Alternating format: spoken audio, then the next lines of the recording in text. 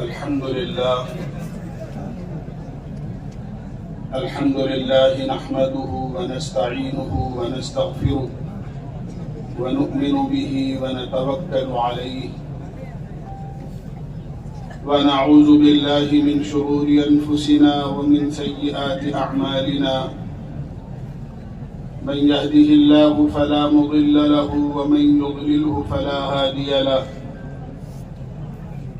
ونشهد أن لا إله إلا الله وحده لا شريك له ونشهد أن سيدنا ومولانا محمدا عبده ورسوله الذي أرسل إلى كافة الناس بشيرا ونذيرا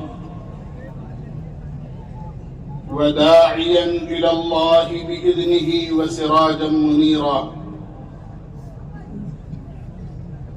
أما بعد فأعوذ بالله من الشيطان الرجيم بسم الله الرحمن الرحيم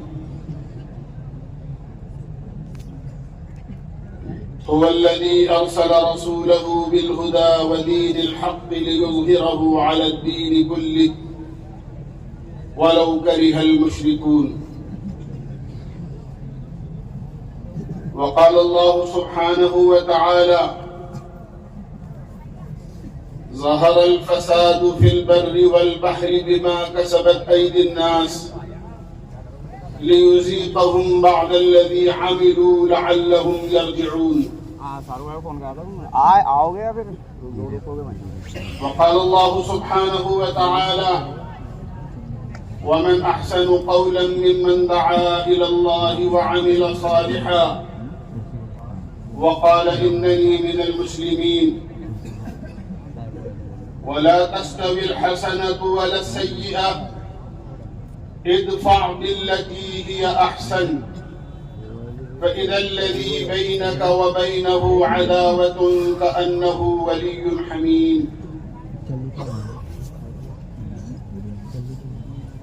وقال رسول الله صلى الله عليه وسلم ألا إن في الجسد مضغة إذا صلحت صلح الجسد كله وإذا فسدت فسد الجسد كله ألا وهي القلب وقال عليه الصلاة والسلام اطلبوا الجنة جهدكم واهربوا النار جهدكم فإن الجنة لا ينام طالبها وإن النار لا ينام هاربها وإن الآخرة حفت بالمكاره وإن النار حفت باللذات والشهوات فلا تلهينكم عن الآخرة أو كما قال عليه الصلاة والسلام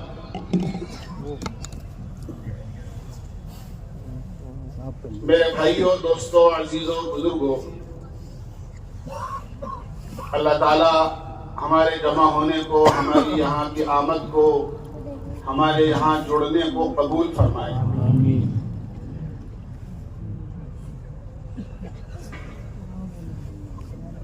پوری دنیا میں دعوت و تبلیغ کے نام سے ایک کام ہو رہا ہے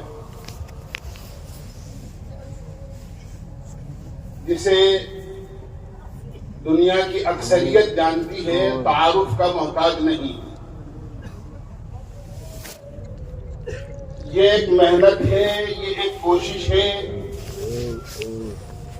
اور اس بات کی کوشش ہے اور اس بات کی محنت ہے کہ پوری دنیا میں جو بگاڑ ہے، جھوٹ ہے، فریب ہے، دھوکہ ہے، ظلم اور ستم ہے، ناانصافی ہے، دہشت گردی ہے، آتنکوادی پناہ ہے، بے ایمانی ہے، ایک دوسرے کے ساتھ زیادتی کرنا ہے، یہ ختم ہو جائے اور پوری دنیا میں ایمانداری قائم ہو جائے اور پوری دنیا کا بگاڑ ختم ہو کر پوری دنیا امن، سکون، چین کا گہوارہ بن جائے۔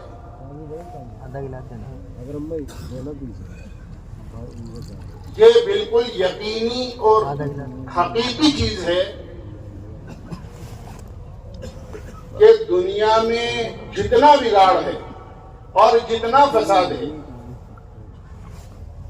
اس کا تعلق دنیا میں کسی چیز سے نہیں ہے، صرف انسان کی ذات سے ہے اور اس کی ذات سے نکلنے والے اعمال سے۔ یہ بہت بڑی بھول ہے انسان کی کہ انسان دنیا کے بگاڑ کو جو جوڑتا ہے اور اس کا تعلق جو قائم کرتا ہے وہ دنیا کی چیزوں سے کرتا ہے۔ پیسے کم ہیں اس لیے بگاڑ ہے، کاروبار نہیں ہے اس لیے بگاڑ ہے، بھوک مری ہے اس لیے بگاڑ ہے، لوگوں کے پاس مکان نہیں ہے رہنے کو اس لیے بگاڑ ہے، لوگوں کا دھندا خراب ہے اس لیے بگاڑ ہے، لوگوں کے پاس سامان نہیں ہے یا کم ہے اس لیے بگاڑ ہے۔ ہرگز ہرگز ایسا نہیں ہے۔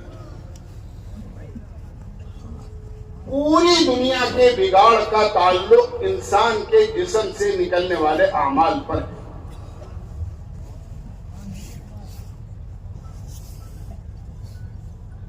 بگاڑ اس لیے ہے کہ عمل خراب ہے، عمل اس لیے خراب ہے کہ ایمان کی کوئی محنت نہیں ہے، ایمان میں بگاڑ ہے، اور ایمان میں اس لیے بگاڑ ہے کہ ایمان کو بنانے کی کوئی محنت نہیں ہے، اور ایمان کو بنانے کی اگر کوئی محنت ہے تو اس کا نام دعوت و تبلیغ ہے۔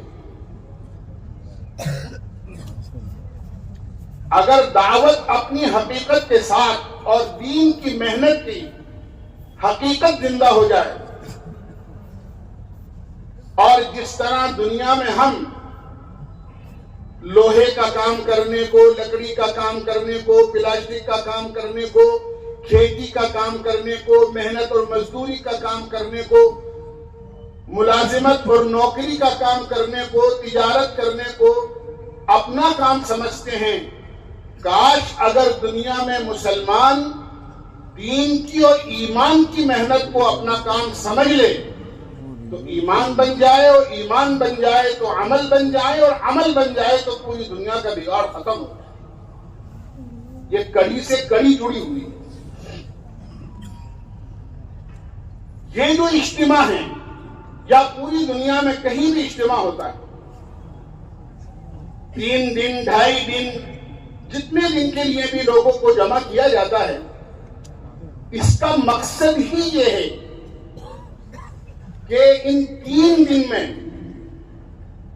وہ نمونہ پیش کرنا چاہتے ہیں جو نمونہ آقا مدنی سرکار دو عالم صلی اللہ علیہ وسلم اپنی حیات طیبہ میں مدینہ منورہ میں چھوڑ کر تشریف لے گئے۔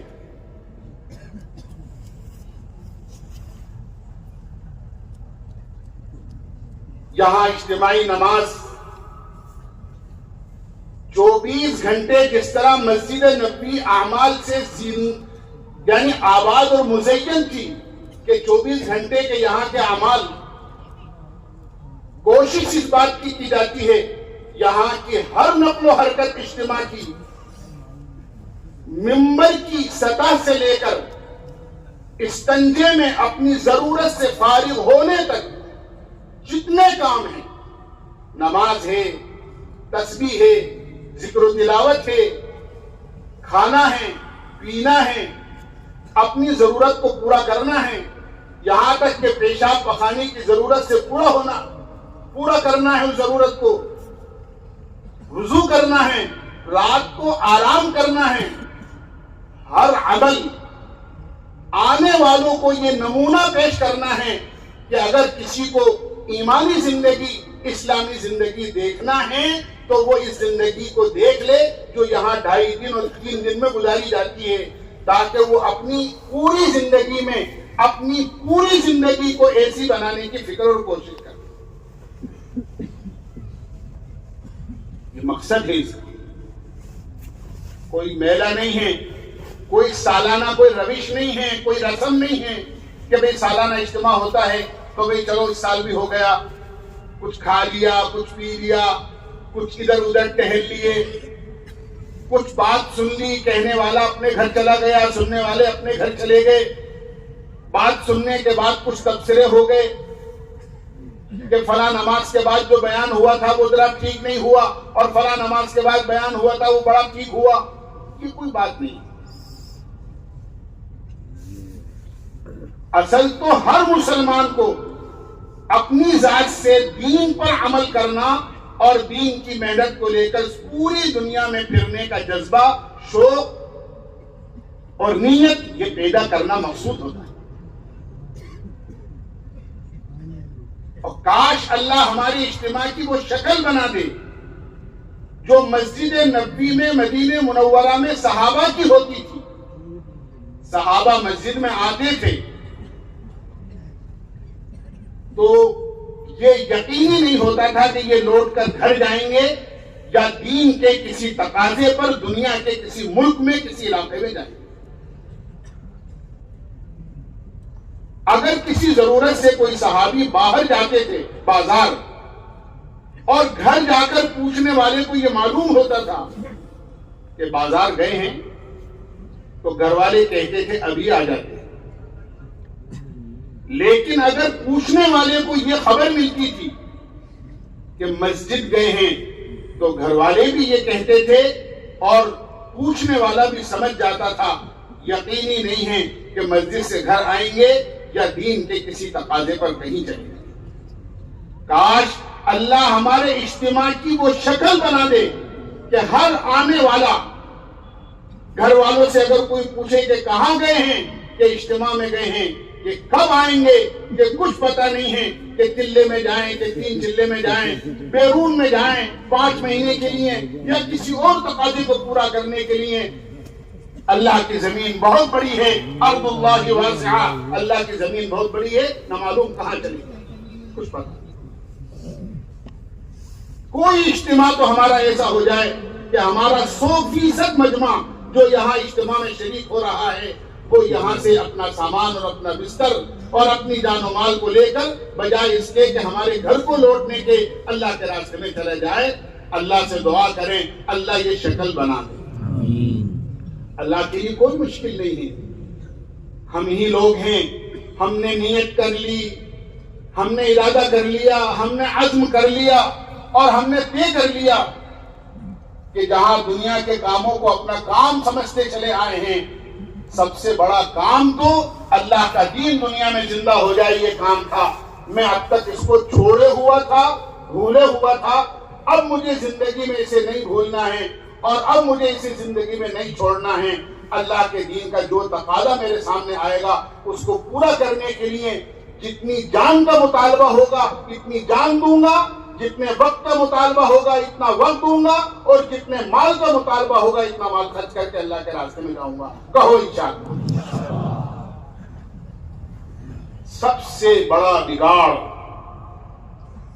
دنیا کی تاریخ میں اس وقت تھا جس وقت آقا مدنی سرکار دو عالم صلی اللہ علیہ وسلم کو دنیا میں اللہ نے مبعوث فرمانے کا اور بھیجنے کا ارادہ کیا۔ دور جاہلیت، زمانے جاہلیت ایسا بگاڑ تھا کہ ایسا لگتا ہے جیسے کبھی رات کے اندھیرے میں، رات کا اندھیرا ہو، چاروں طرف کالی گھٹا چھائی ہوئی ہو، نہ چاند کی روشنی نہ ستاروں کی روشنی، اور لائٹ بھی اس وقت میں نہیں آ رہی ہو، ہاتھ کو ہاتھ سجائی نہیں دیتا، آدمی کو کوئی چیز نہیں دکھائی دیتی، بالکل کفر کا، شرک کا، باطل کا، بے دینی کا، ناانصافی کا، ظلم کا، ستم کا ایسا اندھیرا تھا کہ دنیا سب کو جانتی تھی اور نہیں جانتی تھی تو اپنی زندگی کے مقصد کو نہیں جانتی. میں دنیا میں کیوں آیا؟ نہیں جانتی تھی، اللہ کو نہیں جانتی تھی، اللہ کے رسول کو نہیں جانتی تھی، آخرت کو نہیں جانتی تھی، جنت کو نہیں جانتی تھی، دوزخ کو نہیں جانتی تھی. باقی دنیا کی چیزیں تو سب کے پاس ہیں.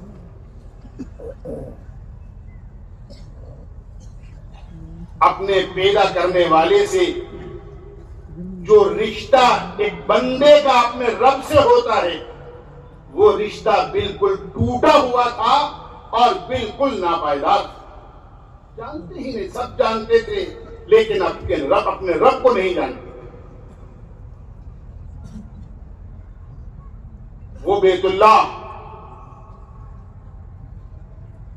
جہاں سے زمین کی ابتدا ہوئی، جو پوری دنیا کا بیچ اور سینٹر ہے، ساری دنیا کے مسلمان جس کی طرف رخ کر کے اللہ کی عبادت اور بندگی کرتے ہیں، کہنے کو تو وہ اللہ کا گھر تھا لیکن اس پر غیر اللہ کا قبضہ تھا، اللہ کے غیر کا بسیرا تھا.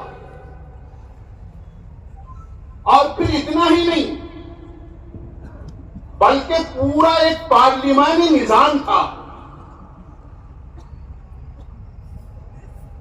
کہ یہ روزی دینے والے ہیں اور یہ نفع دینے والے ہیں اور یہ نقصان سے بچانے والے ہیں، اور اگر یہ دشمن سے مقابلہ ہو جائے تو ان کا کام فتح دینا ہے، اور کہیں سفر میں جانا ہو تو سفر میں سہولتیں پیدا ہو جائیں اس کو مہیا کرانا ان کا کام ہے.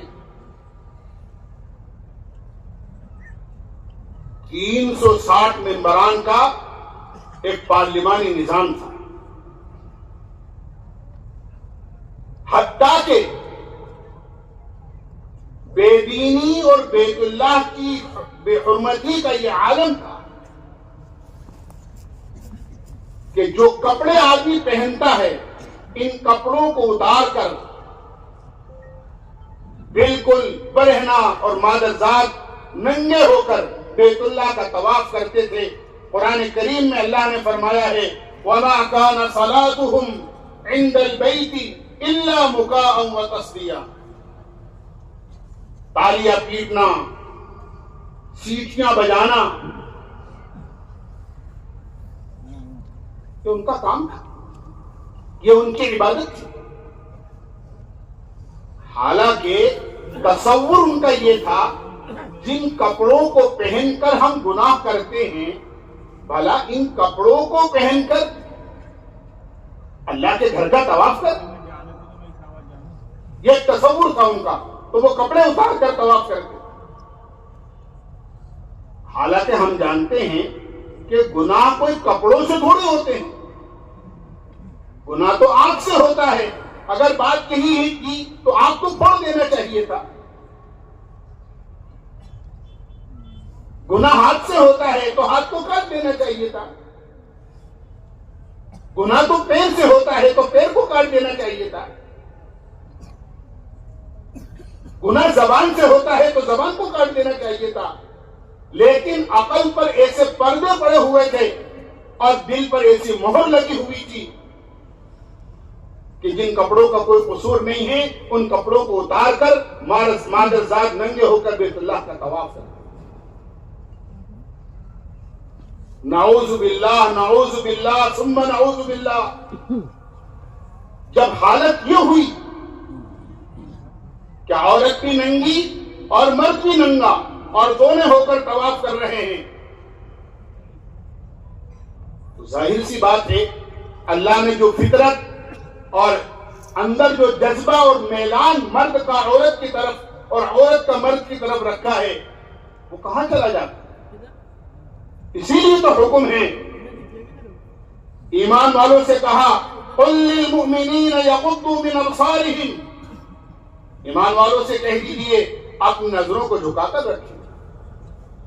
وَقُل لِّلْمُؤْمِنَاتِ يَغْضُضْنَ مِنْ أَبْصَارِهِنَّ، ایمان والی بہنوں سے بھی کہہ دو کہ وہ بھی اپنی نظروں کو نیچے رکھیں.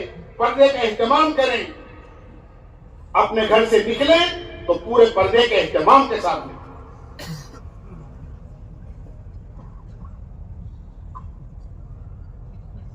حضرت فاطمہ رضی اللہ عنہا اللہ کے نبی علیہ الصلوۃ والسلام کے لخت جگر، جنتی عورتوں کی سردار،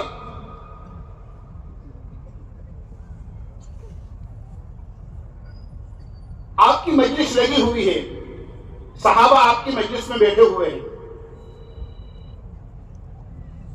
آپ کے داماد حضرت علی مرتضی رضی اللہ عنہ بھی تشریف فرما ہیں۔ آپ نے ایک سوال کیا بیٹھے ہوئے صحابہ کے درمیان میں، بتاؤ عورت کی سب سے بڑی خوبی کیا ہے؟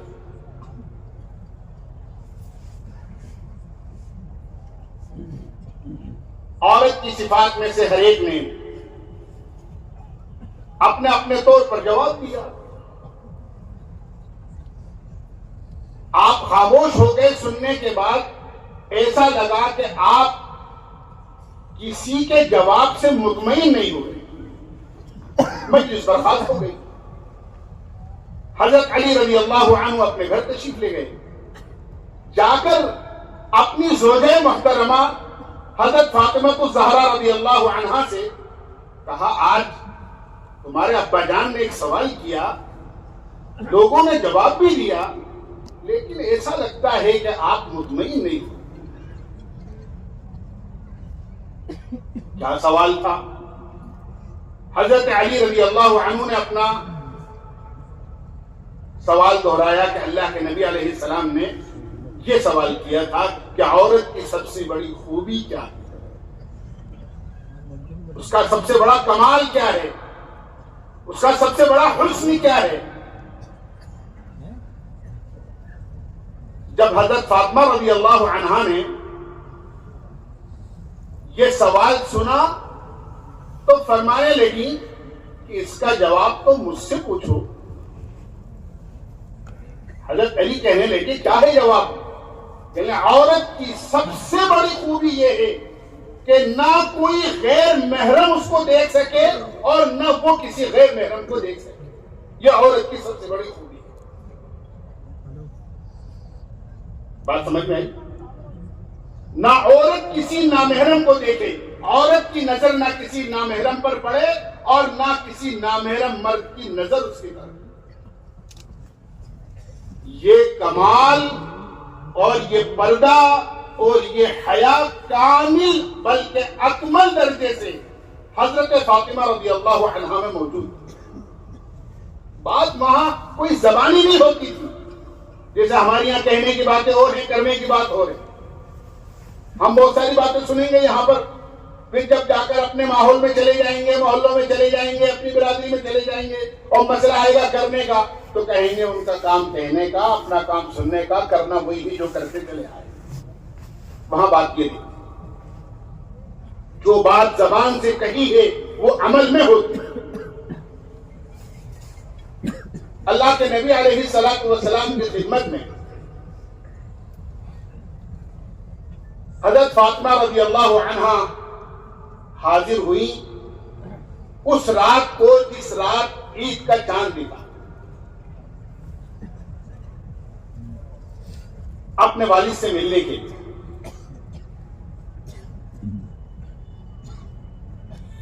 آقا مدنی سرکار دو عالم صلی اللہ علیہ وسلم نے پوچھا، فاطمہ عید کا چاند دکھ گیا؟ ہاں ابا سنا تو ہے، دکھ گیا عید کا چاند۔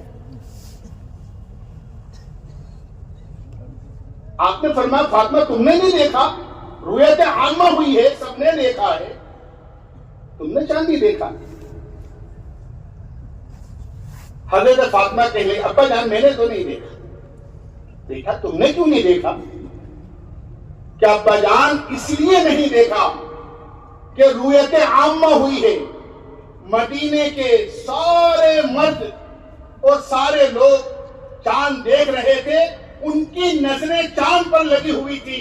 اگر آپ کی یہ بیٹی بھی اس وقت میں چاند کو دیکھتی تو نامحرم کی نگاہ اور آپ کی بیٹی کی نگاہ چاند پر جا کر جمع ہو جاتی، اور میرے نزدیک یہ حیا اور پردے کے خلاف بات ہے۔ اس لیے میں نے چاند نہیں دیکھا۔ کیا کمال کا پردہ، کیا کمال کی حیات۔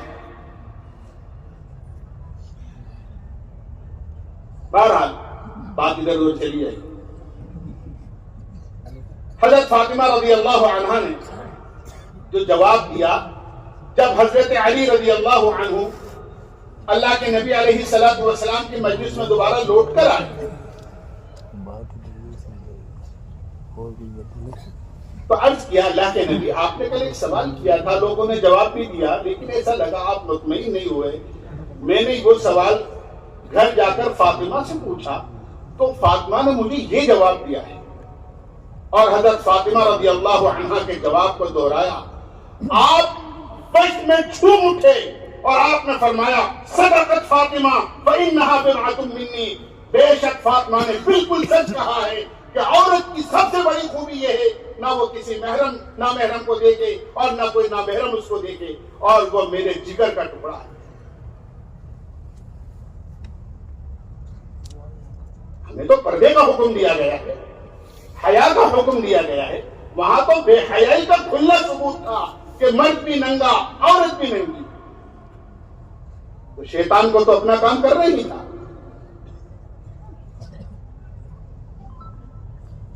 ایک مرد اور ایک عورت نے دونوں نے مل کر بیت اللہ کی اس مقدس سرزمین پر منہ کالا کیا جس کے بارے میں اللہ تعالیٰ کا یہ ارشاد ہے وَمَن يُرِدْ فِيهِ بِإِلْحَادٍ بِظُلْمٍ نُذِقْهُ مِنْ عَذَابٍ أَلِيمٍ۔ اللہ کا قانون پوری دنیا کے لیے اور ہے اور بیت اللہ کے لیے کچھ اور ہے۔ حدیث پاک میں آتا ہے جب پوری دنیا کے اندر کوئی مسلمان کسی نیکی کا ارادہ کرتا ہے تو نیکی کا ارادہ کرتے ہی اللہ کے کرم اور اس کے فضل کی بات یہ ہے کہ جو فرشتے ہمارے نیک اور برے اعمال لکھنے پر متعین ہیں، نیکی لکھنے والا فرشتہ فوری طور پر ایک نیکی لکھ لیتا ہے۔ ابھی کچھ نہیں کیا، کسی نیک کام کرنے کا ارادہ کیا، پھر جب اس کا وقت آتا ہے اور اس وقت پر وہ نیکی کر لیتا ہے جس نیکی کا ارادہ کیا تھا، موقع کے اعتبار سے، محل کے اعتبار سے کم 10 نیکیاں اس کے اعمال نامے میں فرشتہ لکھ دیتا ہے۔ رمضان کا مہینہ ہے، جمعے کا دن ہے، کوئی اور موقع ہے، اس موقع پر اور اضافہ ہوتا چلا جاتا ہے۔ کم سے کم درجے میں 10 نیکیاں لکھی جاتی ہیں، ارادے پر ایک نیکی اور کرنے پر کم سے کم 10 نیکی۔ اس کے بالکل بالمقابل اگر کسی مسلمان نے کہیں بھی دنیا میں کسی بھی کونے میں کسی برائی کا ارادہ کیا تو 2 فرشتے ہیں، ایک نیکی لکھتا ہے ایک برائی لکھتا ہے، تو نیکی لکھنے والا فرشتہ امیر صاحب ہے اور برائی لکھنے والا فرشتہ اس کا مامور ہے۔ تو وہ پوچھتا ہے امیر صاحب برائی کا ارادہ کیا ہے، لکھ لوں؟ تو وہ کہتا ہے کہ نہیں، بالکل نہیں لکھنا۔ امیر صاحب آپ نے تو ارادے پر نیکی لکھ لی تھی اور مجھے برائی کے ارادے پر برائی نہیں لکھنے دے رہے۔ کہ نہیں، ہم امیر ہیں تم مامور، جو کہہ رہے ہیں وہ کرو۔ امیر کی فرما برداری یہ تو اللہ کا حکم ہے۔ یا ایھا الذین آمنوا اطیعوا اللہ واطیعوا الرسول واولی الامر منکم، اللہ کی مانو، اللہ کے رسول کی مانو، اپنے امیر کی مانو۔ وہ تو فرشتہ ہے، ٹھیک ہے امیر صاحب، جیسا آپ کا حکم۔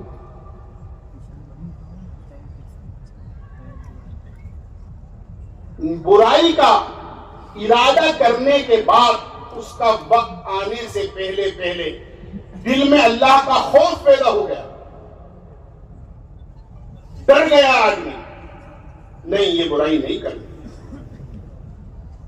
اور اس برائی کے ارادے کو ملتوی کر دیا، ختم کر دیا، منسوخ کر دیا اور یہ طے کر لیا کہ اس برائی کو نہیں کرنا ہے۔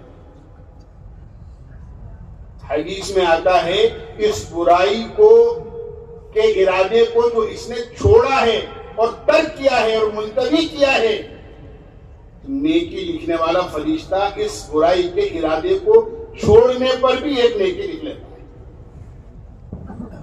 سمجھتے رہنا اللہ کا کتنا بڑا فضل ہے۔ لیکن اگر برائی کا ارادہ اس نے نہیں چھوڑا اور نفس کے دباؤ سے، شیطان کے دباؤ سے، اس کے بہکانے سے جس برائی کا ارادہ کیا تھا، اس برائی کا وقت آنے پر اس برائی کو وہ کر بیٹھا، تو وہ مامور فرشتہ پوچھتا ہے امیر صاحب لکھ لوں؟ امیر صاحب کہتے ہیں نہیں لکھنا ہے، نہیں لکھنا ہے۔ یہ کیا؟ آپ نے تو نیکی کے ارادے پر نیکی لکھ لی، کرنے کے فوراً بعد 10 نیکیاں لکھ لی، برائی کا ارادہ کیا اور چھوڑ دیا تو پھر نیکی لکھ لی، اور مجھے نہ ارادے پر لکھنے کی اجازت مل رہی ہے اور نہ کرنے کے بعد اجازت مل رہی ہے لکھنے کی۔ نہیں، ہم مامور ہیں، جیسا کہہ رہے میں سر۔ اور یہ کہا جاتا ہے عسیٰ ان یتوب، ہو سکتا ہے توبہ کر، مہلت دی جاتی ہے۔ کیا فضل ہے اللہ کا، کیا کرم ہے اللہ کا، اور وہ مالک کتنا مہربان ہے کہ وہ مہلت دیتا ہے۔ عسیٰ ان یتوب، ہو سکتا ہے توبہ کر لے، اس کا گناہ مت۔ خدا نہ خواستہ بات جب یہ ہو جاتی ہے کہ توبہ نہیں کرتا یا گناہ پر گناہ کرتا رہتا ہے، تو پھر ایک برائی کے بدلے میں صرف ایک برائی ہی لکھی جاتی ہے، 10 نہیں لکھی جاتی۔ یہ تو پوری دنیا میں کہیں بھی آدمی برائی کا ارادہ کرے یا برائی کر لے، اس پر اللہ کا یہ قانون ہے، ضابطہ ہے، اصول ہے۔ فَلَن تَجِدَ لِسُنَّتِ اللَّهِ تَبْدِيلًا وَلَن تَجِدَ لِسُنَّتِ اللَّهِ تَحْوِيلًا۔ اللہ کا قانون، اللہ کا ضابطہ بدلتا نہیں، لیکن بیت اللہ کی وہ مقدس سرزمین جہاں اللہ کی طرف سے 120 رحمتیں تسلسل کے ساتھ روزانہ اترتی ہیں، وہاں کا اللہ کا قانون کچھ دوسرا ہی ہے۔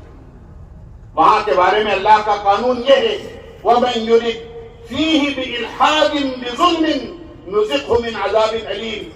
یہ زمین وہ مقدس سرزمین ہے، یہاں برائی کرنا تو بہت دور کی بات، اگر یہاں کوئی برائی کا ارادہ بھی کرے گا تو ہم اس کو دردناک عذاب چکھائیں گے۔ یہ اللہ کا قانون ہے۔ ایسی مقدس سرزمین پر نعوذ باللہ ننگے ہو کر طواف کرنا اور پھر برائی میں مبتلا ہو جانا، اللہ کی طرف سے یہ عذاب آیا کہ دونوں کے دونوں پتھر کے بنا دیے۔ جنہوں نے یہ گناہ بیت اللہ میں کیا تھا، مسجد حرام میں کیا تھا، دونوں کو پتھر کا بنا دیا۔ لیکن عقل پر اور دل پر مہر اور پردے کا یہ عالم تھا کہ انہی کو خدا سمجھ کر انہی کی عبادت شروع کر دی۔ کیا زمانہ ہوگا جاہلیت کا، خدا ناشناسی کا، کوئی حکومت کرنے کو تیار نہیں تھا۔ بڑی 2 طاقتیں تھیں، ایک روم کی اور ایک فارس کی، لیکن ان میں کوئی بادشاہ نہیں گزرا تھا، کوئی حکومت ہی کرنے کو تیار نہیں تھا۔ اگر ان پر حکومت کریں گے تو ان کو کھلانا پڑے گا، پلانا پڑے گا، پہنانا پڑے گا، ان کی ضروریات کو پورا کرنا پڑے گا، اور ملنے والا ان سے کچھ نہیں، تو کوئی حکومت کرنے کو بھی تیار نہیں۔ ایسے ماحول میں آقا مدنی سرکار دو عالم صلی اللہ علیہ وسلم نے آنکھ کھولی تھی اور آپ تشریف لائے۔ پوری دنیا کے باطل کے مقابلے میں اللہ کے نبی علیہ الصلوۃ والسلام نے جو آواز لگائی ہے وہ یہ فرمایا ایھا الناس قولوا لا الہ الا اللہ تفلحوا. لوگو تم سب جانتے ہو اور سب کو جانتے ہو، بس اپنے پالنے والے اور اپنے پیدا کرنے والے کو نہیں جانتے ہو. اپنا تعلق اپنے اللہ سے، اپنے رب سے قائم کر لو، تمہارے سارے کام بن جائیں گے، تمہارے سارے دلدل دور ہو جائیں گے، تمہاری پستی بلندی سے بدل جائے گی، تمہاری جہالت علم سے بدل جائے گی، تمہاری فقیری امیری سے بدل جائے گی، اور تمہاری ناکامی کامیابی سے بدل جائے گی. اور جس طرح تم آج پستہ قوم سمجھے جا رہے ہو، تمہاری پستی اللہ تعالیٰ دور کر کے تمہیں بہت اونچی قوم بنا. ایھا الناس قولوا لا الہ الا اللہ تفلحوا. اللہ کو پہچانو. اللہ کون ہے؟ اس نے زمین بنائی، اس نے آسمان بنایا، اس نے چاند بنایا، اس نے سورج بنایا، اس نے درخت بنائے، اس نے پہاڑ بنائے، اس نے دریا بہائے، اور اس پوری دنیا کا ڈیکوریشن یہ اس نے پیدا کیا ہے. بے عیب ذات ہے، با کمال ذات ہے. ہر نفع، ہر نقصان، ہر قسم کی کامیابی، ہر قسم کی ناکامی، موت اور ذلت، سب چیز اس کے ہاتھ میں. اپنا تعلق اس سے قائم کرنا. لیکن یہ جملہ اور آپ کی یہ دعوت اور آپ کے یہ بول اور آپ کے یہ الفاظ اور آپ کی یہ دعوت اس باطل ماحول کے مقابلے میں ایسی عجیب تھی کہ ہر ایک کہنے لگا اجعل الآلہۃ الہا واحدا ان ھذا لشیء عجاب. کیا سب کو چھوڑ کر ایک کو مان لو،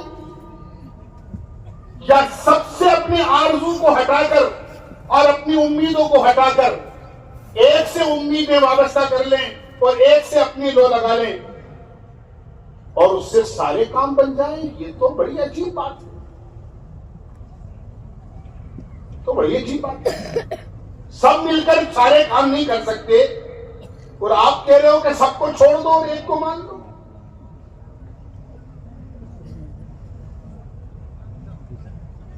تو بڑی عجیب بات ہے.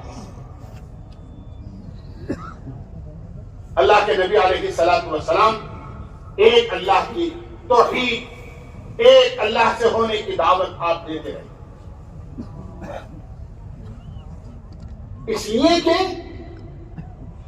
آج بھی جتنے برائیاں اور گناہ ہیں وہ صرف اس لیے ہیں کہ ہم اللہ کو نہیں جانتے، اس کی طاقت کو نہیں جانتے، اس کی قدرت کو نہیں سمجھتے، تو ہم اس کے ساتھ اوروں کو شریک کر لیتے ہیں. اللہ کرے گا لیکن دکان کے بغیر کیسے کرے گا؟ دکان تو کھولنی ہی پڑے گی. اللہ کرے گا ٹھیک ہے، نعوذ باللہ میرے کارخانے کے بغیر کیسے کرے گا؟ اللہ کرے گا لیکن میری محنت مزدوری ملازمت کے بغیر کیسے ہوگا؟ اور یاد رکھنا، اللہ کو اپنی ذات میں کسی بھی قسم کی چھوٹی ہو یا بڑی ہو شرکت قطعاً پسند نہیں. یہ سب سے بڑا گناہ ان الشرک لظلم عظیم، سب سے بڑا ظلم، سب سے بڑا گناہ، سب سے بڑا جرم اگر کوئی اللہ کی جناب میں ہے تو اس کی ذات میں کسی کو شریک کرنا ہے.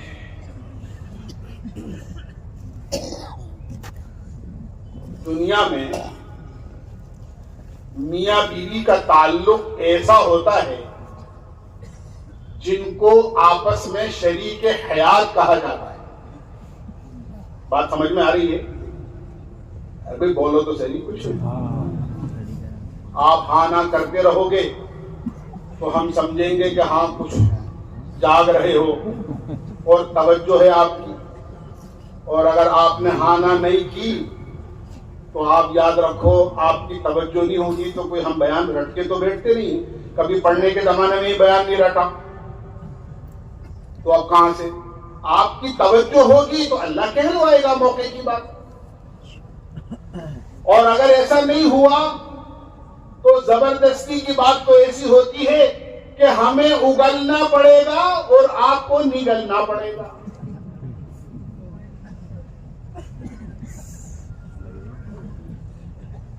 تو میں عرض کر رہا تھا دنیا میں میاں بیوی کا جو تعلق ہوتا ہے وہ بہت ہی ایسا ہوتا ہے جن کو شریک حیات کہا جاتا ہے. کون ہے کہ یہ لائف پارٹنر ہیں. دیکھنے میں دو جسم ہیں لیکن یہ دو جسم ایک جان ہے. تمہیں ہوتا نہیں ہوتا؟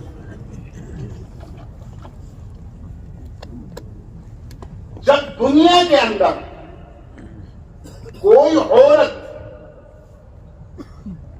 اپنی سوکن برداشت نہیں کر سکتی تو اللہ اپنی ذات میں کسی دوسرے کی شرکت کیسے برداشت کرے؟ کر لیتی سوکن؟ ذرا گھر جا کر تذکرہ کر کے دیکھنا. سب سے پہلے یہ کہیں گی اگر کچن میں ہوں گی نا تو بیلن اٹھا کر کہیں گی آئندہ اجتماع میں جانے کی ضرورت نہیں. کون سے مولوی صاحب نے بیان کیا؟ اب آئندہ کبھی مت جانا ہے.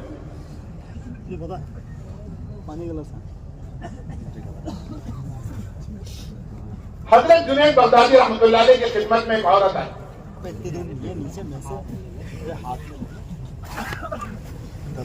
اور کہنے لگی حضرت پردے میں تھی نقاب میں تھی. حضرت آپ کی خدمت میں اس لیے آئی ہوں کہ آپ سے مجھے ایک فتویٰ لینا ہے. فتویٰ لینا ہے کہ یہ فتویٰ لینا ہے کہ آپ یہ کر دے دیں کہ شوہر کو ایک بیوی ہونے کے حالت میں دوسرا نکاح کرنا ناجائز اور حرام.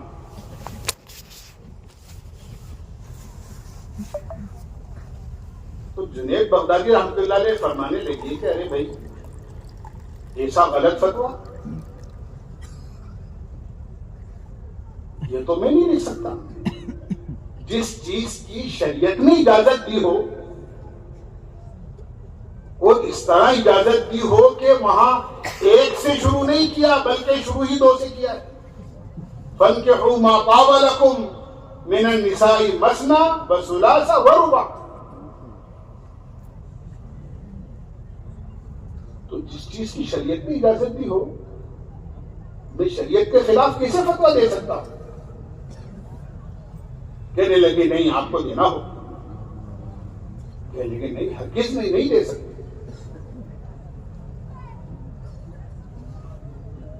کیوں نہیں دے سکتے؟ کہ نہیں جس کو شریعت نے منع کیا ہے جس کی شریعت نے اجازت دی ہے میں کس طرح اس کو منع دوں؟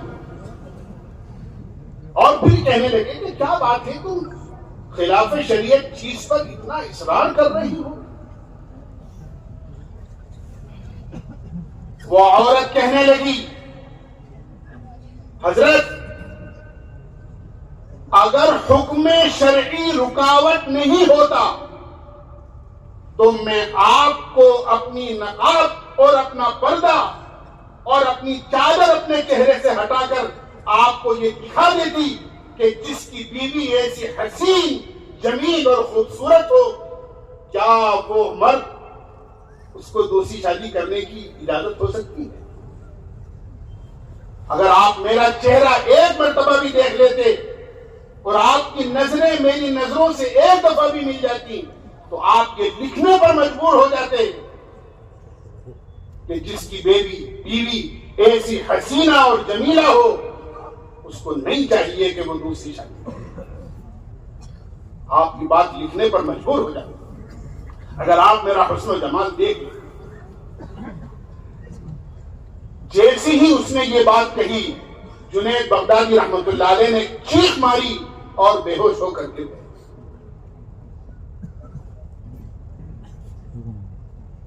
عورت تو چلی گئی، گھبرا کر کے نہ معلوم حضرت کو کیا ہو گیا، کوئی میں نے غلط جملہ بول دیا، کیا بات ہے؟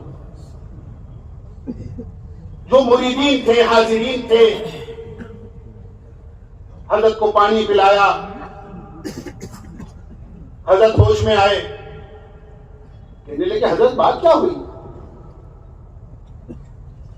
عورت کا سوال تو ہم نے بھی سنا، اس کا اصرار ہم نے بھی سنا، آپ کا جواب بھی سنا، لیکن اس نے ایسی تو کوئی بات نہیں کہی تھی جس کی وجہ سے آپ چیخ ماری اور آپ بے ہوش ہو گئے۔ فرمانے لگے تمہیں معلوم نہیں ہے، یہ عورت مجھے توحید سکھا کر گئی ہے، توحید سکھا کر گئی ہے۔ جب جس عورت کو اللہ نے بنایا ہے، جس کو حسن و جمال اللہ نے دیا ہے، جب وہ عورت ایسی اور جمیل، حسین و جمیل ہو سکتی ہے کہ اس کے ہوتے ہوئے کہ اگر کسی کو ایسی بیوی مل جائے تو اس کا شوہر دوسرا نکاح نہیں کر سکتا، تو اللہ جو حسینوں کا حسین اور جمیلوں کا جمیل اور جس نے ساری دنیا کو حسن تقسیم کیا ہو، وہ اپنی ذات میں کس طرح کسی دوسرے کو برداشت کر لے۔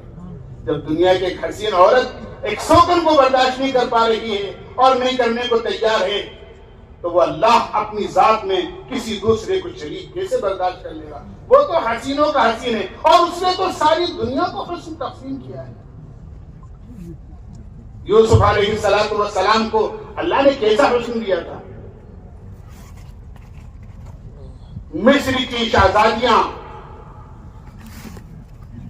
اپنے ہاتھوں کو قلم کر بیٹھی، قطعنا ایدیہن قلنا حاش للہ ما ھذا بشرا ان ھذا الا ملک کریم۔ ہاتھوں میں چاقو ہے، دوسرے ہاتھ میں پھل ہیں، اور بجائے پھلوں کو کاٹنے کے اپنی انگلیوں کو قلم کر دیا اور انگلیاں کاٹ بیٹھی اور زبان سے یہ کہہ بیٹھی یہ انسان نہیں ہے، یہ بشر نہیں ہے، یہ تو کوئی آسمانی مخلوق ہے اور آسمان سے اترا ہوا فرشتہ ہے۔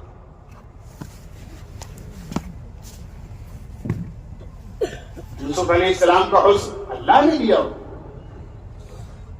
اور ہمارے آقا کو اللہ اکبر، ہمارے آقا کو کیا حسن دیا۔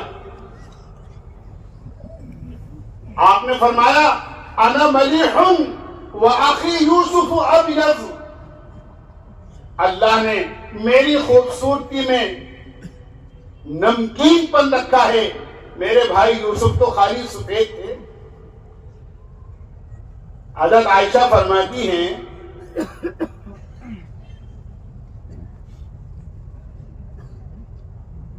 مصر کی شہزادیوں نے، وہ کوئی عام عورتیں، بازاری عورتیں نہیں تھی، شہزادیاں تھی، بہت اونچے گھرانے کی عورتیں تھیں۔ یوسف علیہ السلام کو ایک نظر دیکھ کر اپنی انگلیوں کو کاٹ لیا تھا، اگر وہ جناب رسول اللہ صلی اللہ علیہ وسلم کو دیکھتی تو انگلیاں نہیں بلکہ اپنے سر قلم کراتی۔ ہمارے آقا کو تو ایسا حسن ملا۔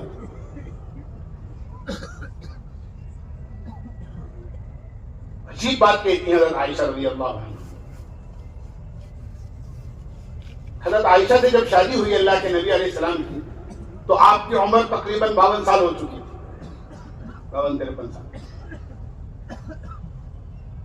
ایک کم سن بچی، نوجوان بچی جس نے ابھی جوانی کی تہذیب پر قدم رکھا ہے، کیا اس کی امنگیں ہوتی ہیں، کیا اس کی خواہشات اور دل کے جذبات ہوتے ہیں۔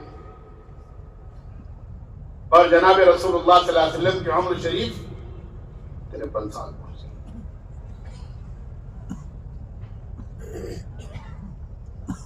ایسے موقع پر آپ کہتی ہیں لنا شمس وَلِلْآفَاقِ شَمْسٌ، ارے دنیا والوں سنو، ایک ہمارا سورج ہے، ایک میرا سورج ہے، ایک دنیا والوں کا سورج ہے۔ وَشَمْسِي أَحْسَنُ مِنْ شَمْسِ السَّمَاءِ، لیکن یہ بھی سنو، میرا جو سورج ہے وہ دنیا کے اور آسمان کے سورج سے زیادہ حسین ہے۔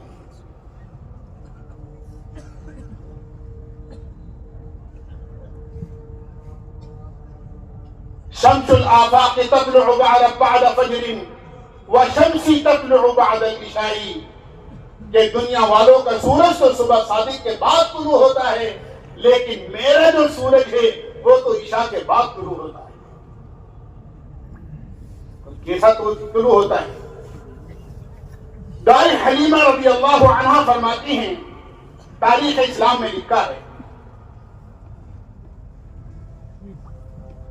کہ حضرت حلیمہ سعدیہ رضی اللہ عنہ فرماتی ہیں، جناب رسول اللہ صلی اللہ علیہ وسلم کو جب سے میں مکے سے لے کر آئی ہوں اور میں نے انہیں گود لیا ہے اور میں نے ان کو دودھ پلانے کے لیے اپنے گھر میں قدم رکھا ہے، آپ کے دنیا میں، آپ کے میرے گھر میں آنے کے بعد میں جب تک بھی آپ میرے گھر میں رہے، رات کو مجھے چراغ جلانے کی ضرورت پیش نہیں آئی، رات کو مجھے چراغ جلانے کی نوبت پیش نہیں۔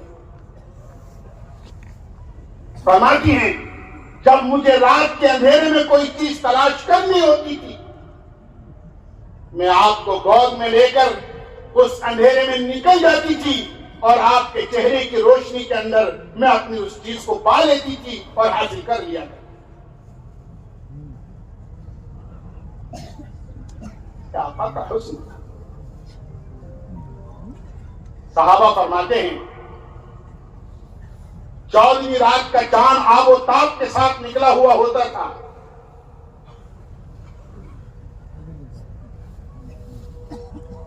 آپ بھی تشریف فرما ہوتے تھے، ہم تسلسل کے ساتھ کبھی لیلۃ البدر 14ویں رات کے چاند کو دیکھتے تھے، پھر ایک نظر آپ کے چہرے انور پر ڈالتے تھے،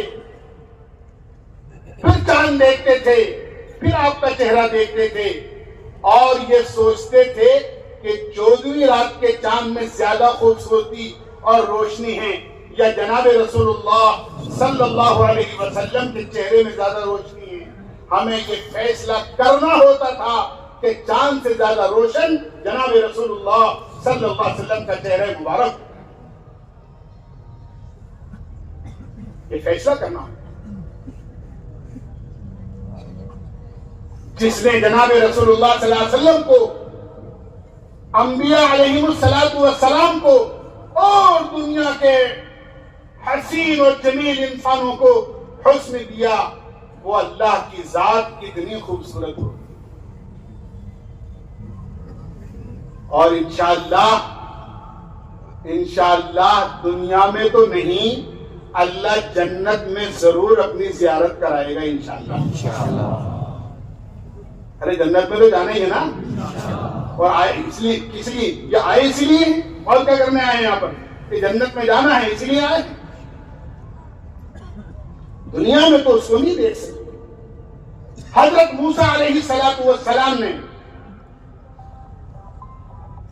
اللہ سے باتیں ہوتی تھی موسیٰ علیہ السلام، آپ کلیم اللہ تھے، باتیں کرتے کرتے ایک دن کہہ دیا رب ارینی انظر الیک، اے اللہ تیری آواز سنتے سنتے تو بہت وقت ہو گیا، ذرا ایک مرتبہ اپنا دیدار تو کرا دے۔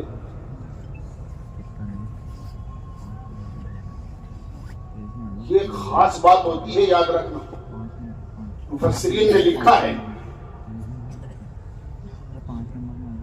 آواز میں ایسی کشش رکھی ہے اللہ تعالیٰ نے، چاہے وہ کسی کی بھی ہو،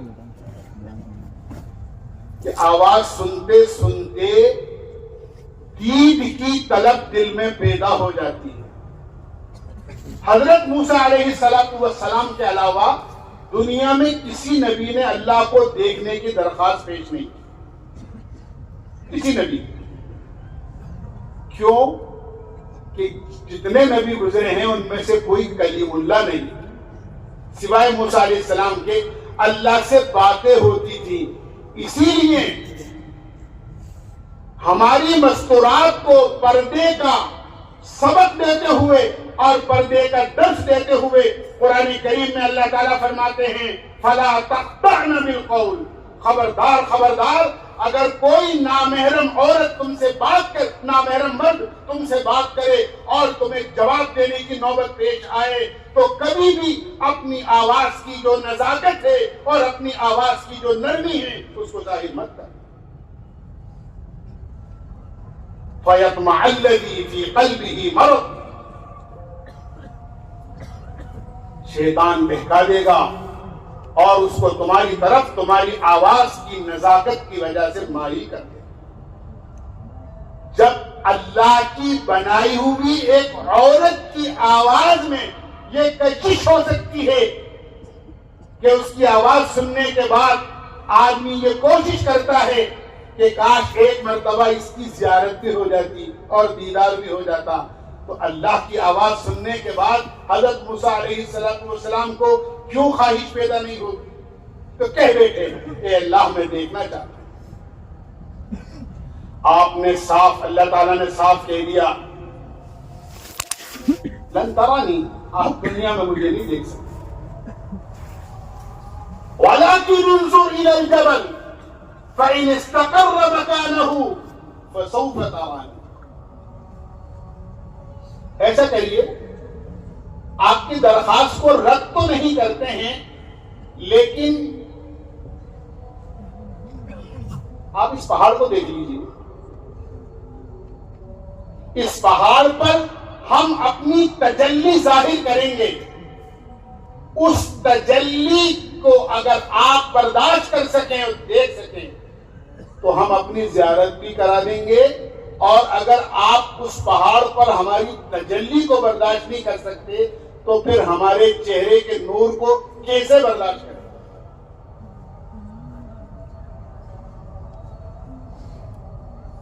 اللہ تعالیٰ نے اپنی تجلی ظاہر فرمائی.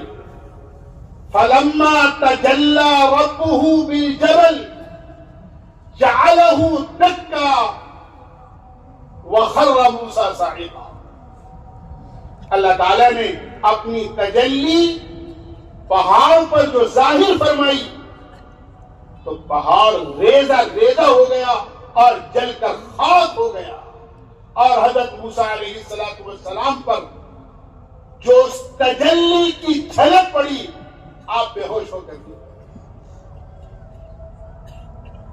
علماء نے لکھا ہے کہ اس تجلی کی ایک کرن جو حضرت موسیٰ علیہ السلام کے چہرے پر پڑی تھی اس سے اتنی خوبصورتی پیدا ہو گئی تھی کہ حضرت موسیٰ علیہ السلام کو اپنے چہرے پر رومال اور چادر ڈال کے رہنا پڑتا تھا کہ لوگ آپ کو دیکھ کر دیوانے ہو جایا کرتے. یہ تو اللہ کی تجلی کا ایک کرشمے کی ایک کرن تھی. وہ ذات کیسی خوبصورت ہوگی، اور انشاءاللہ اللہ اپنا دیدار ہمیں جنت میں کرائیں. حدیث پاک میں آتا ہے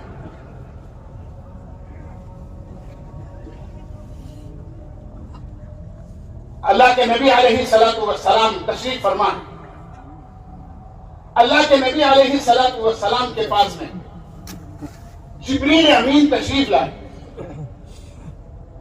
جبریل امین کے ہاتھ میں ایک آئینہ تھا، بڑا روشن اور چمکدار، اور اس میں ایک سیاہ نقطہ تھا. اللہ کے نبی علیہ السلام نے پوچھا جبریل یہ کیا ہے؟ یہ آئینہ کیسا؟ اور اس کے درمیان میں ایک سیاہ نقطہ جیسے مکھی بیٹھ جاتی ہے اور کالا نشان پڑ جاتا ہے، کیا؟ جبریل امین کہنے لگے اللہ کے حبیب جنت اس آئینے سے زیادہ روشن ہے، اور جنت کی مثال ایسی ہے جیسے یہ آئینہ، اور یہ جو کالا نقطہ ہے اس کے بیچ میں، یہ میدان مزید ہے، میدان مزید۔ آپ نے پوچھا جبریل یہ میدان مزید کیا چیز ہے؟ تو جبریل امین کہنے لگے اللہ کے نبی یہ میدان مزید وہ ہے جس میدان میں اللہ اپنے جنتی بندوں کو زیارت کرائے گا، یہ وہ میدان ہے۔ اور یہ اتنا بڑا ہے کہ مجھے اللہ نے 100 پر دیے ہیں، ایک روایت کے مطابق، دوسری روایت میں 600 پر دیے ہیں۔ میں اپنے پروں سے اس میدان مزید میں برس ہا برس اڑا ہوں، لیکن اس کی لمبائی چوڑائی کو نہیں ناپ سکا ہوں۔ اللہ اہل جنت کو اس میدان میں اپنی زیارت کرائے، اللہ اپنی زیارت کرائے۔ جب جنتی جنت میں چلے جائیں گے، اللہ تعالی اہل جنت سے پوچھوائیں گے فرشتوں کو بھیج کر، حل رضیتم، کیا سب راضی ہو؟ کوئی نعمت ایسی تو نہیں ہے جو نعمت تمہیں نہ ملی ہو، رہ گئی ہو، جس کی ضرورت تم محسوس کر رہے ہو؟ اس لیے کہ جنت کا معاملہ تو یہ ہے وَلَكُمْ فِيهَا مَا تَشْتَهِي أَنفُسُكُمْ وَلَكُمْ فِيهَا مَا تَدَّعُونَ، جو چاہو گے وہ ملے گا، جو مانگو گے وہ دیا جائے گا، کسی چیز کی کمی تو نہیں ہے۔ تو اہل جنت دیکھیں گے چاروں طرف، آپس میں چیمے گوئیاں کریں گے، پوچھیں گے، اور وہ ایک دوسرے سے مشورہ کر کے یہ کہیں گے کوئی کمی نہیں ہے، سب کچھ اللہ نے دے دیا، اب کسی چیز کی ضرورت نہیں۔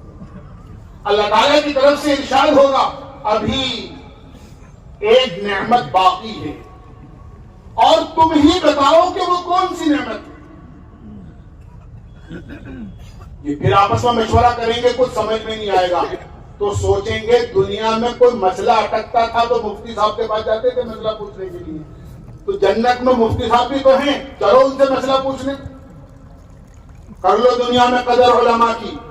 حضرت مولانا الیاس صاحب رحمۃ اللہ علیہ فرمایا کرتے تھے علماء کی زیارت کو عبادت تصور کیا کرو، علماء کی خدمت میں بیٹھنے کو اپنی سعادت سمجھا کرو۔ ہم تو اپنی صحبت جو ہے نا وہ نہ معلوم کہاں اور کس کی صحبت اختیار کرتے ہیں، پتہ ہی نہیں ہے کہاں ہمارا اٹھنا اور کہاں بیٹھنا۔ حالانکہ یہ جتنی دوستیاں ہیں اور جتنے تعلقات ہیں آخرت میں یہ سب ختم ہو جائیں گے۔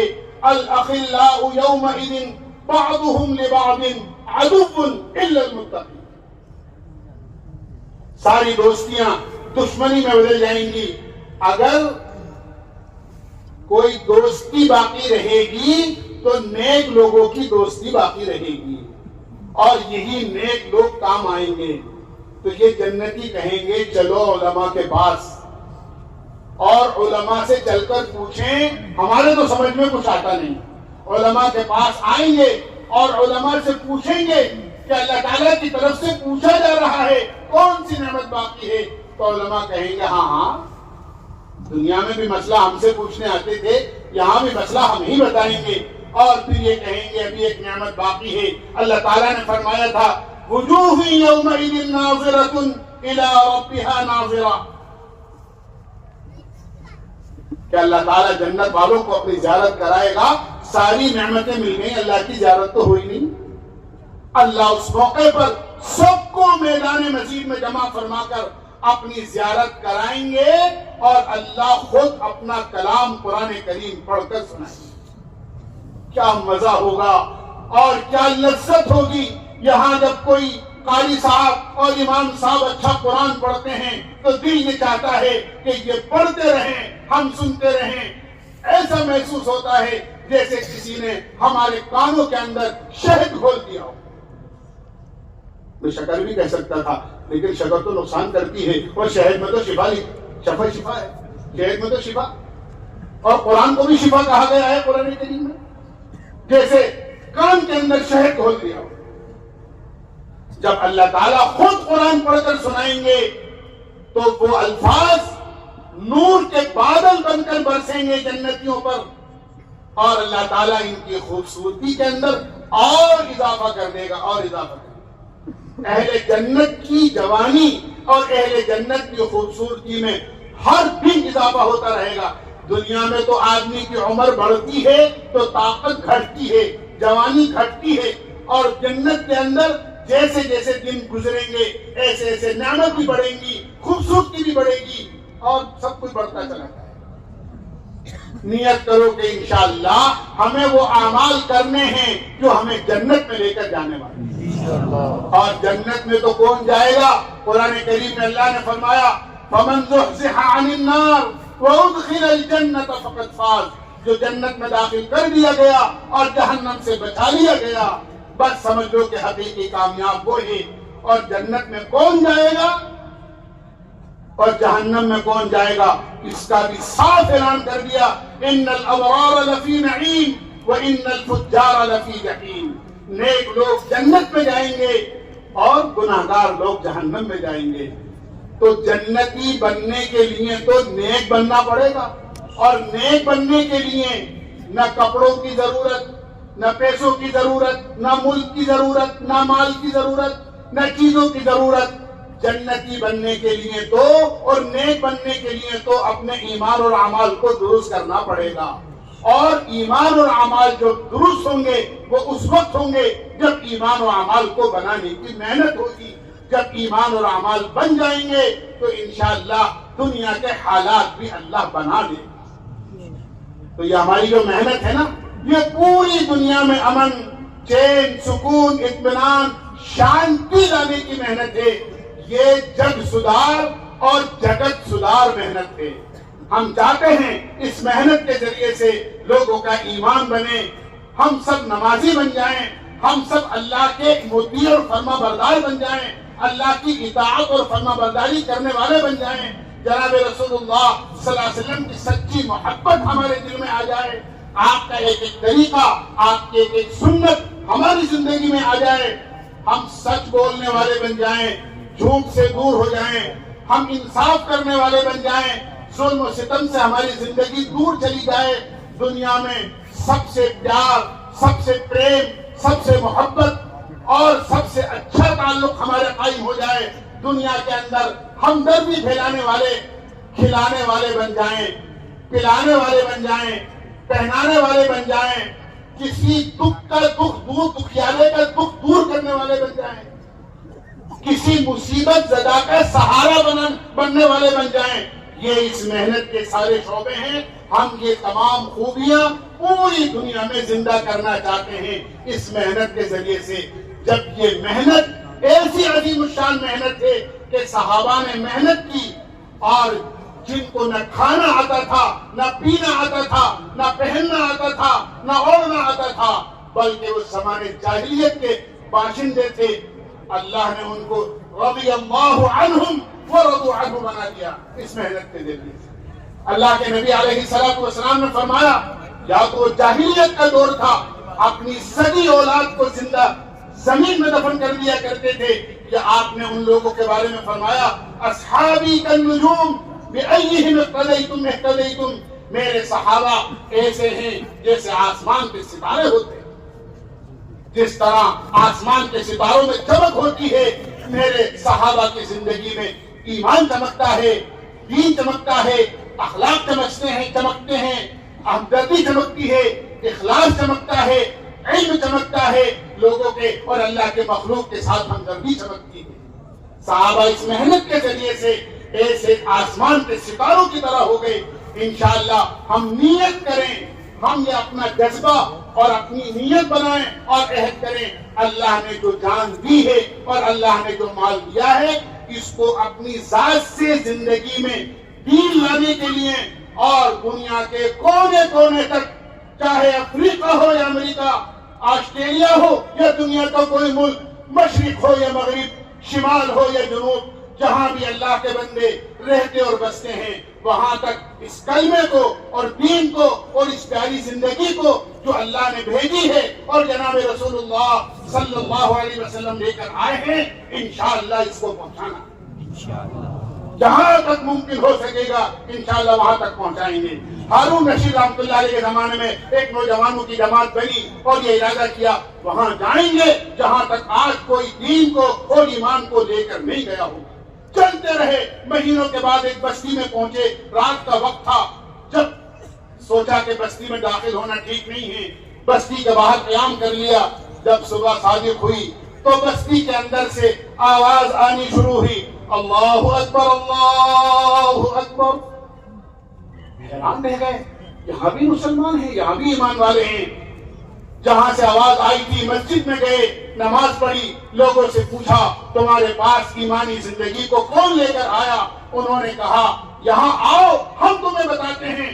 مسجد کے قریب میں لے جا کر 2 قبریں بتائی کہ یہ 2 قبر والے آئے تھے جنہوں نے اپنی پوری زندگی ختم کر دی اور ان کی محنت کی بدولت ہم ایمان والے ہیں۔ اور پاس میں پڑے ہوئی جانور کی ہڈیاں دکھائیں کہ اس جانور پر سوار ہو کر آئے تھے۔ جب ان لوگوں نے دیکھا تو وہ اونٹ کی ہڈیاں تھی، سمجھ گئے کہ صحابہ کرام یہاں آئے تھے اور انہوں نے محنت کر کے دین کو یہاں پہنچایا۔ میرے بھائیوں دوستوں بزرگوں، صحابہ بھی قیامت میں ہوں گے، ہم بھی قیامت میں ہوں گے۔ کیا وہ دکھائیں گے صحابہ کو کہ ہم نے جو باغ لگایا تھا تم اس باغ کو پانی دے کر آئے ہو یا اس باغ کو اجاڑ کر آئے ہو؟ ہمارا کیا جواب ہوگا؟ اس لیے نیت کرو اور عزم کرو، انشاءاللہ جب تک جان میں جان ہے اور جب تک اللہ نے زندگی دی ہے انشاءاللہ دعوت کے کام کو، دین کی محنت کے کام کو اپنی زندگی کا مقصد بنانا ہے اور ساری دنیا میں جا کر آپ کی لائی ہوئی زندگی کو انشاءاللہ پھیلانا ہے اور پہنچانا ہے۔ انشاءاللہ کرو گے انشاءاللہ، اللہ بے حد قبول فرمائے۔ مولانا تشریف لائیں انشاءاللہ۔ مولانا